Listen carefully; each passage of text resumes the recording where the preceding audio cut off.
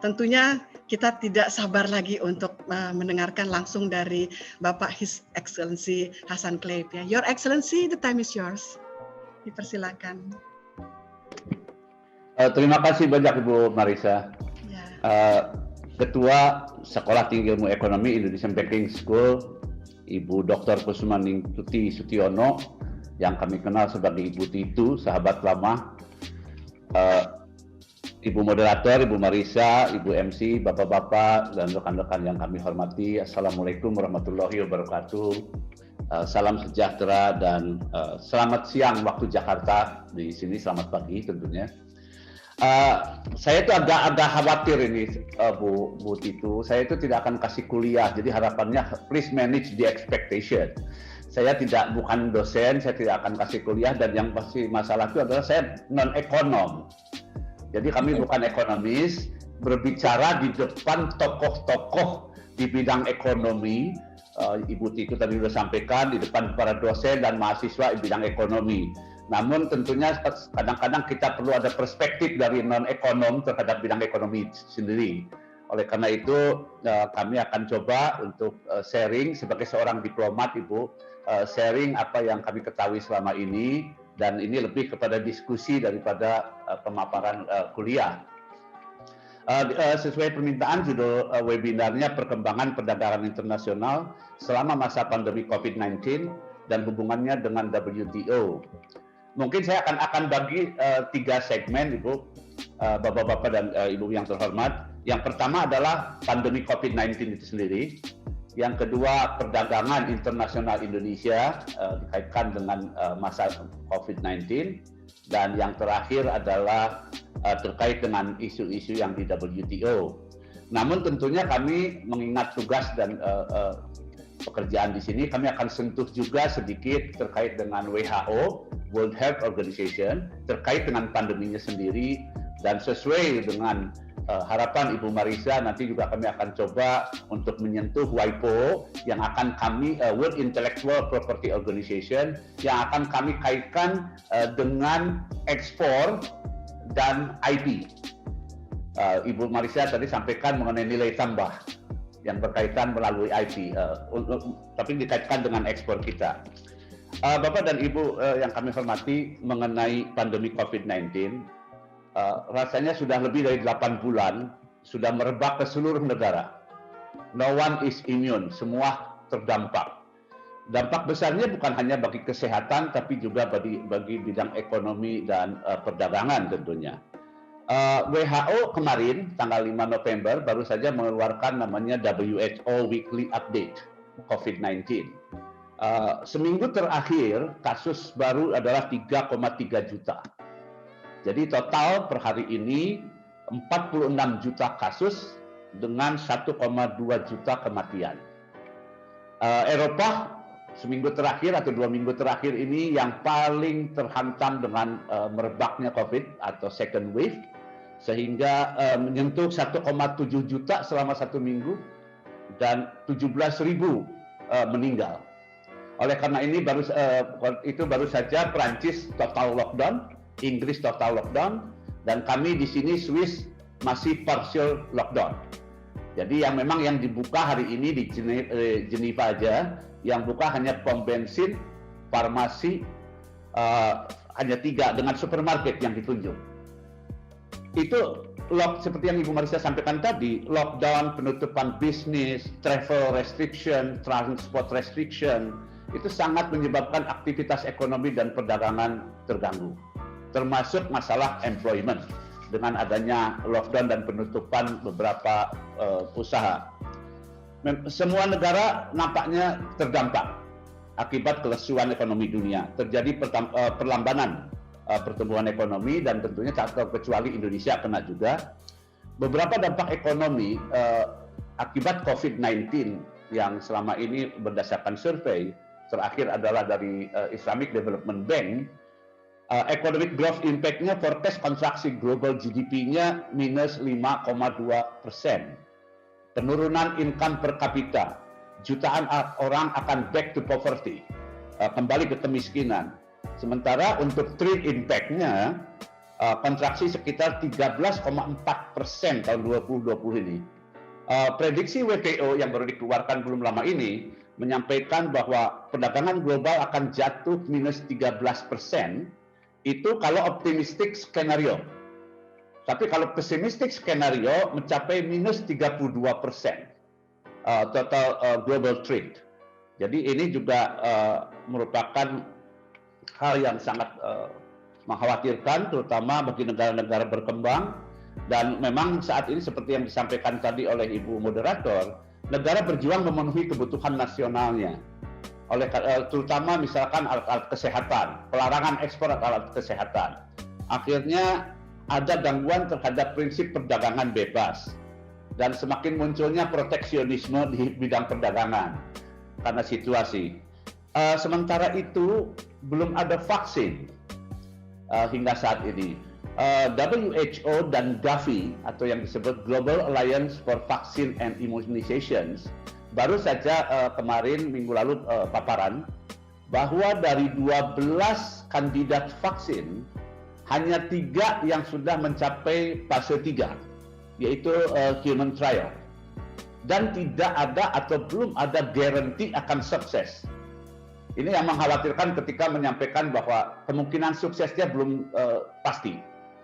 Tapi oleh karena itu sekarang ada program namanya, hanya sharing juga, ini program namanya Advanced Market Commitment atau EMC. Jadi negara-negara sekarang berlomba untuk memesan melalui Gavi jutaan vaksin. Dan kalau karena begitu banyaknya, di atas 100 negara sudah pesan, jadi ada yang self-funded, yang bayar sendiri, yaitu high income countries sama upper middle income countries. Sementara yang assisted melalui donor dengan harga yang jauh lebih murah, itu untuk low income sama lower middle income. Indonesia termasuk masih lower middle income, meskipun World Bank waktu itu bulan Juni menyampaikan kita akan masuk ke upper middle. Namun yang digunakan oleh Gavi dengan World Bank adalah sebelum pandemi, karena pandemi kemungkinan akan turun. Oleh karena itu kita juga akan jatuh kepada yang assisted. Nah, itu merupakan yang berkaitan dengan pandeminya sendiri. Sekarang kalau kita bandingkan perdagangan internasional Indonesia sebelum dan semasa pandemi COVID-19, dulu kalau tidak salah 2019 itu McKinsey & Company, US consulting firm, tentunya Bapak dan Ibu tahu betul, memprediksi ekonomi RI sangat potensial. RI ekonomi ke-16 terbesar di dunia, 45 juta consuming class, 55 juta skill workers, bahkan diprediksi 2030, tahun 2030, RI bisa mencapai negara ke-7 terbesar di dunia dengan 135 juta consuming class dan 133 skill workers. Tapi memang harus unleash the potentials, yaitu caranya adalah mengatasi berbagai hambatan menuju potensi itu. Itu yang harus dilakukan oleh tentunya oleh Indonesia. Namun prediksi tersebut terpaksa harus di-adjust karena dampak dari pandemi COVID-19. Tidak mungkin lagi firm seperti itu karena situasi sekarang sudah jauh berbeda dengan prediksi tahun 2019. Namun kalau kami lihat Bapak dan Ibu, kinerja perdagangan RI di masa pandemi ini cukup stabil dibandingkan dengan negara-negara lain. Kalau kita perbandingkan antara before and after, sebelum atau selama pandemi. Contoh saja dari Kemdagri, itu ekspor kita bulan September 2019 berjumlah 14,08 miliar US dollar. Tapi September 2020 itu turun hanya 14 miliar US dollar. Jadi tidak jauh berbeda. Juga ekspor dari Januari Agustus 2020 itu turun 7 miliar atau 6,49% turunnya dibandingkan tahun 2019. Ini kalau dibandingkan dengan negara-negara tetangga, negara lain, kita masih cukup stabil meskipun tentunya pertumbuhan GDP RI BPS tadi disampaikan oleh Ibu Tito juga, BPS tanggal 5 November kemarin menyatakan triwulan 3 2020 kontraksi minus 3,49%. Padahal triwulan 1 masih positif 2,97, namun memang lebih baik daripada triwulan 2. yang posisinya minus 5,32%. Dan ekspor kita kuartal ketiga ini turun memang minus 5,58% akibat pandemi ini. Tapi impor juga turun, memang turunnya malah besar, hampir 19%. Nah, bagi kami, Bu, sebagai orang yang non-ekonom, bukan di bidang perdagangan, bukan dari Kementerian Perdagangan, dari Kementerian Luar Negeri, melihatnya, perspektifnya adalah mungkin kenapa tidak terlalu berdampak terlalu tinggi, kecuali memang tadi mitra utama RI ekonominya sedang lesu. Jadi karena lesu less import mereka. Terus yang kedua adanya travel, transport restriction, sehingga ekspor kita berkurang. Tapi kalau dilihat mungkin sebabnya kenapa kita masih stabil karena ekspor utama kita masih natural resources, masih raw material. 10 komoditas utama berdasarkan Kemnag masih saja didominasi oleh natural resources.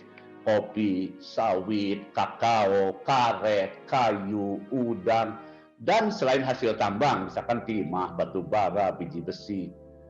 Jadi karena natural resources mungkin masih tetap diperlukan. Seperti kopi pasti tetap diperlukan. Jadi masih diperlukan dan less pesaing karena natural resources.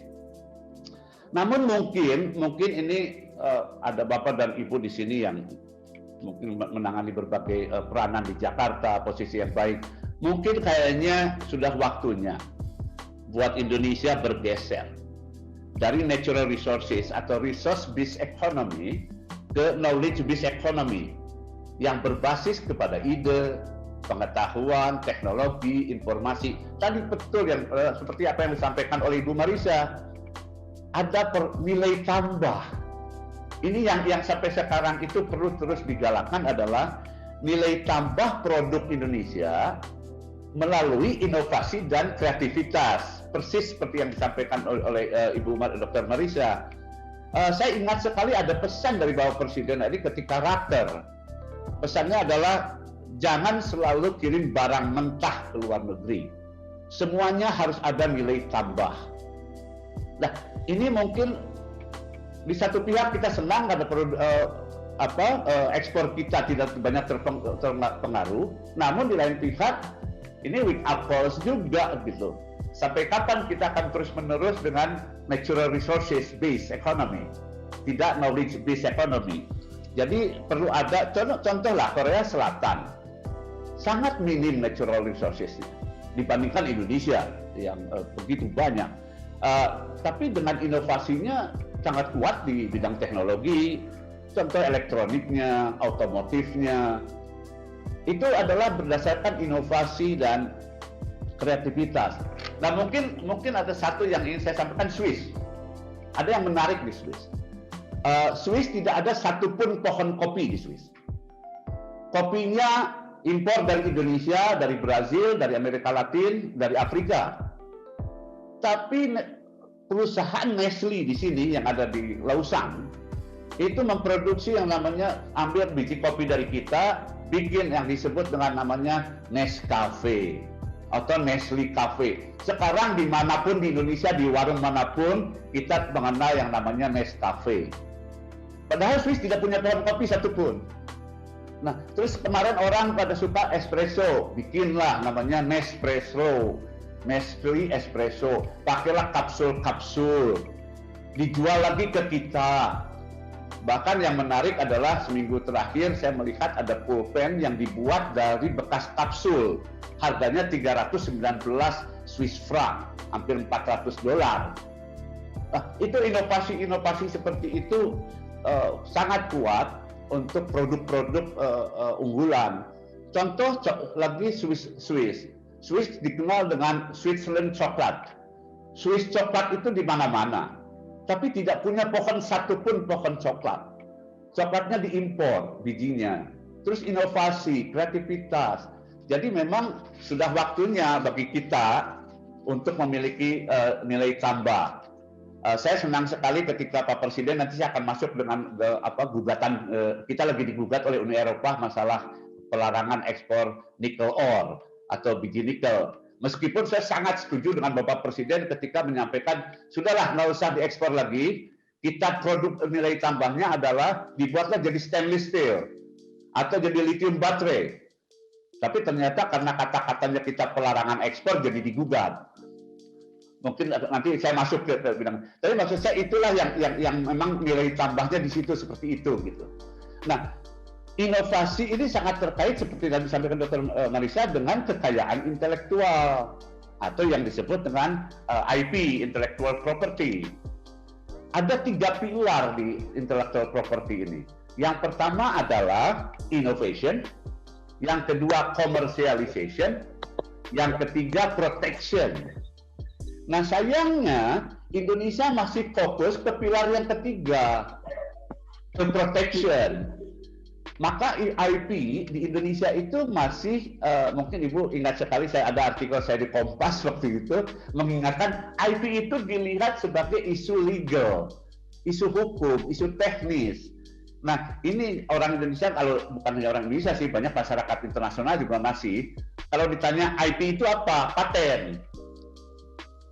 Kalau dengar kata IP, itu paten. Jadi kalau ditanya, WIPO itu apa? World Intellectual Property Organization. Oh, itu yang menangani proteksi dan promosi paten. Nah, padahal WIPO juga menangani promosi inovasi dan kreativitas. Jadi, pada copyright, ada industrial design seperti paten, brand, design, trademark. Jadi untuk Indonesia yang produktif dan berdaya saing, saya kira sudah tidak bisa menghindar lagi perlu yang namanya inovasi dan kreativitas. Sayangnya ini karena ini bukan kuliah, ini diskusi, jadi saya agak bebas ya Ibu itu ya, Bu Marisa. Jadi sayangnya itu. Ini kuliah kok Pak. Luar biasa berharga buat Indonesian Banking School.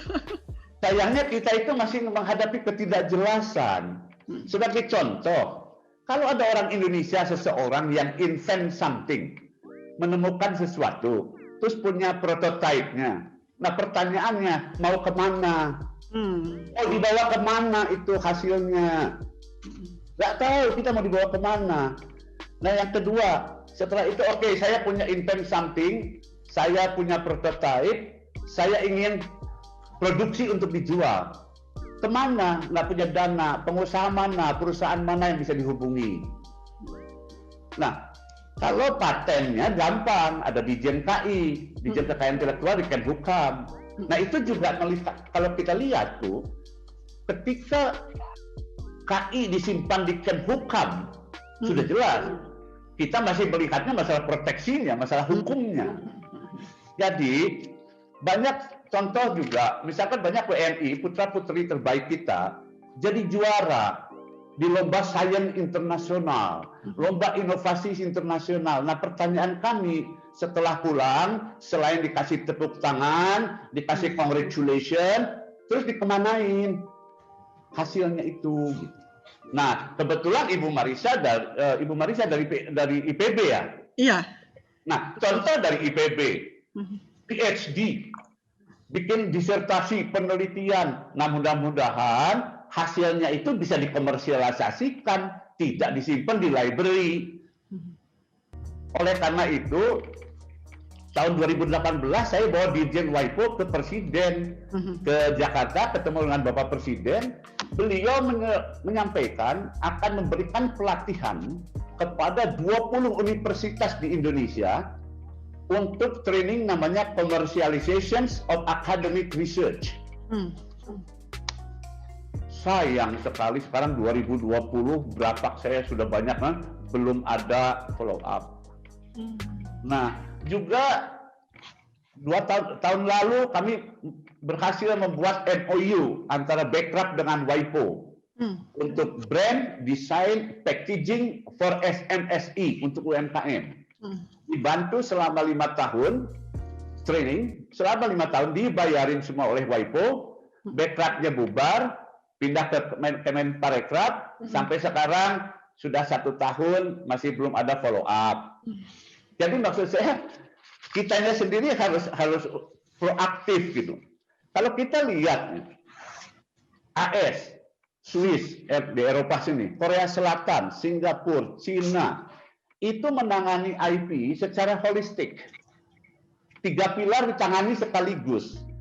Jadi IP Office mereka bukan hanya untuk API Registry and Regulators, tapi IP-nya sudah menjadi Innovation Agency. Jadi kalau ada orang Indonesia invent something, mereka tinggal datang ke situ. Disitulah persatuan antara inventor, universitas, financial network, industry network, sama pemerintah. Jadi menjadi satu sehingga untuk memajukan Indonesia yang produktif dan berdaya saingnya lebih memungkinkan. Jadi perlu ada semacam innovation agency atau innovation center menangani IP-nya secara holistik. Kadang-kadang di kita itu suka agak lupa menyamakan kreativitas sama inovasi. Sehingga setelah ada backlog, itu ada. Loh, kreativitas tidak sama dengan inovasi. Inovasi lebih daripada kreativitas, tentunya kita tahu sendiri. Nah, kelemahan RI di bidang inovasi ini akhirnya terrefleksikan pada ranking di Global Innovation Index. Yeah. Tahun 2020 ini yang baru keluar beberapa 2 bulan yang lalu, Indonesia selama 3 tahun berturut-turut masih di ranking nomor 85. Sebelumnya tahun 2017 ketika kami pas datang kemarin nomor 87. Jadi 10 besarnya selalu 8 negara barat plus Korea Selatan dan Singapura. Vietnam. Nomor satu, ranking 1 selama 12 tahun berturut-turut dipegang oleh Swiss. Swiss ranking 1 sudah 12 tahun, memang kuatnya di bidang farmasi, di bidang perkebunan, pertanian. Contoh tadi kopi dan coklat saja sudah mereka banyak patenkan. Yang dinilai adalah human capital-nya, education-nya, research, knowledge, creative input, sama invention. Gitu. Nah, di ASEAN terakhir mereka loncat. Vietnam itu loncat 30 nomor. Iya. Vietnam itu sekarang nomor 42, Malaysia nomor 33, Thailand 44, Filipina 50. Ketika pengumuman tahun lalu Vietnam loncat, kebetulan Dubes Vietnam duduk sebelah saya. Terus saya tanya sama Dubes Vietnam, kenapa Anda loncat sampai 32 nomor? Dia bilang dari perkebunan. Banyak temuan-temuan perkebunan yang di follow up dan akhirnya dikomersialisasikan dan dipatenkan. Sehingga dan dia sangat seperti contoh Bu di sini di Swiss yang kuat sekali adalah research and development-nya. Sangat kuat sekali, kadang-kadang gedungnya untuk R&D lebih besar daripada gedung untuk produksinya. Jadi mereka betul-betul spending more on research and development. Nah, itu yang kami lihat. Jadi kalau untuk misalkan kalau Indonesia mau ekspornya sustainable, harus pakai nilai tambah. Tidak lagi natural resources, tapi knowledge based export, yaitu dengan inovasi, dengan kreativitas, seperti yang Pak Presiden sampaikan, nikel ore, biji besi, dari biji nikel, daripada dikirim mentah begitu, terus dibuat jadi stainless steel di Cina, di Korea, di Jepang, di mana-mana, dikembalikan lagi ke kita stainless steelnya. Padahal bahannya adalah nikel ore. Apalagi sekarang sudah musim akan masuk ke electric car yang akan perlu dengan lithium baterai. Lithium battery. Iya. Oleh karena itu betul sekali pesan Bapak Presiden, jangan lagi barang mentah yang dikirim. Nah, ini yang saya kira kembali ke seperti yang tadi sampaikan, perlunya ada inovasi. Nah, berikutnya ini yang jam berapa sih? Masih ada 10 menit lagi, Pak Dubes. Oke, 10 menit saya coba ya Bu ya. Ya. Yang terakhir adalah segmen mengenai tadi udah masalah pandemi dan perdagangan, sekarang masalah WTO-nya. Iya. Memang sejak tahun 95 WTO dibentuk itu mengupayakan adanya kelancaran perdagangan barang dan jasa. Dan mereka ingin memastikan ada smooth flow dari produk good, dari produsen ke pedagang ke konsumen.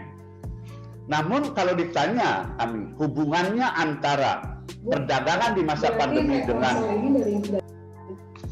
kalau kami ditanya mengenai hubungannya antara perdagangan di masa pandemi dengan WTO, agak sulit saat ini karena sudah banyak kritik ke WTO. Sangat banyak kritik ke WTO, belum ada satupun mekanisme, jangankan mekanisme, statement pun belum ada dari WTO yang berkaitan dengan pandemi COVID-19 and trade. Hanya negara-negara anggota saja yang terus berbicara di sana, tapi WTO as an organization belum. Ini kemarin sekarang sedang proses pemilihan dirjen WTO yang baru. Kami ketemu dengan 88 calonnya. Salah satu yang kami sampaikan concern adalah tidak adanya peranan dan role dari WTO terhadap pandemi COVID, khususnya dikaitkan dengan trade. Dan mereka mengakui itu, kalau jadi katanya akan mengurusi, tapi tidak tahu kalau sudah jadi ya nanti. Kelemahan WTO, mungkin teman-teman mahasiswa-mahasiswi sudah tahu betul, sering baca. WTO ini kelemahannya kalau menurut kami adalah sistem decision-nya. Jadi di WTO itu dikenal dengan sistem namanya single undertaking. Atau simpelnya nothing is agreed until everything is agreed. Jadi harus konsensus semuanya. Kalau satu ngeblok, dan akhirnya sekarang banyak sekali yang deadlock. Kita Indonesia sedang mengupayakan dengan beberapa negara masalah fishery subsidy, subsidi untuk para nelayan. Jumlahnya berapa, persentasenya berapa. Nah, sampai sekarang sudah 2-3 tahun ini tidak berjalan. Juga kita sedang bikin public stockholding untuk pertanian di WTO. Masih juga macet. Ya biasa antara negara berkembang dengan negara maju. Nah, jangankan itu, proses seleksi dirjen WTO yang baru minggu lalu dari 8 tinggal 2, yaitu Nigeria dan Korea Selatan. Setelah konsultasi, kami juga ikut konsultasi dengan Troika, preferensi semua mayoritas anggota WTO memilih Nigeria. Oleh karena itu, pertemuan minggu lalu akan mengadop dan mensahkan Nigeria sebagai dirjen WTO yang baru. Namun, belum diambil keputusan, Amerika Serikat intervensi. Menyampaikan bahwa dia tidak bisa ikut konsensus karena menurut Amerika Serikat, dia preferensinya adalah Korea Selatan. Macet langsung. Jadi satu negara bisa memblok. Contoh lain adalah ada yang namanya appellate body atau badan banding di dispute settlement body, di badan penyelesaian masalah. Nah, ini anggota panelnya kalau kita banding, nanti saya masuk itu, kalau kita banding ada 7 panelis. Nah, dari 7 panelis, 1 kasus itu ditangani oleh 3 panel. Nah, sekarang sudah 6 orang yang sudah masa baktinya selesai, pemilihan baru diblok sama Amerika Serikat. Jadi sekarang kita cuma punya 1 panel anggotanya. Padahal harus 7, 1 kasus harus 3. Sudah sejak Januari 2020. Sekarang udah 10 bulan tidak bergerak karena hanya 1. Amerika tetap ngeblok terus. Siapapun yang ditunjuk diblok. Nah, ini yang WTO, kenapa WTO agak sulit. Nah, memang ada yang namanya TRIPS dan Trade Related Aspects of IP. Ini juga sama. India dan Afrika Selatan datang dengan usulan supaya ada waiver kekayaan paten. Jadi karena ada krisis kesehatan publik, sesuai dengan TRIPS Agreement, itu ada namanya compulsory licensing. Jadi pemerintah kalau mau bikin obat untuk COVID, tidak harus minta patennya, bayar patennya. Tanpa hanya notifikasi saja, misalkan dari Sinovac, AstraZeneca, Moderna, kita tinggal bilang ke mereka, kami akan buat. Karena kami tahu ingredientnya. Nah, itu aja sampai sekarang belum selesai karena diblok oleh negara maju. Terutama negara-negara yang memiliki produk perusahaan farmasi yang sedang meneliti. Nggak mau mereka nanti dipatenkan. Kalau dipatenkan harganya tentunya akan sangat tinggi. Nah, mengingat WTO tidak banyak terlibat pandemi COVID-19, mungkin saya terakhir aja ingin share sejumlah sengketa dagang Indonesia di WTO. Ini sangat memberikan dampak terhadap ekspor dan impor kita. 10 tahun terakhir, ini ada 12 kasus dagang Indonesia Dispute Settlement Body WTO. Indonesia itu frequent flyer atau frequent user dari DSB. Jadi yang paling banyak pakai itu AS, kedua Cina, ketiga Uni Eropa, keempat Indonesia. Jadi lumayan begitu di sini kerjaannya nggak selesai-selesai ini masalah sengketa dagangnya. Alhamdulillah 6 telah selesai, 5 kita jadi penggugat, 1 Indonesia digugat. Nah ini udah selesai. Yang 3 sudah selesai di panel, kita banding sudah dan kalah. Dari yang 3 ini 1 kita penggugat atau complainant, 2 kita tergugat. Yang sekarang sedang kami tangani di sini adalah ada 3. Yang 1 kita sedang menggugat Uni Eropa mengenai kebijakan RED II kelapa sawit. Kita sedang menggugat sawit. Kemarin sudah ada konsultasi dengan Uni Eropa, tapi kami tidak puas. Karena kita tidak puas atas jawaban-jawaban dan Uni Eropa nampaknya tidak akan bergeser, kita sudah meminta pembentukan panel. Sampai hari ini, tadi sore, kita belum sepakat mengenai anggotanya.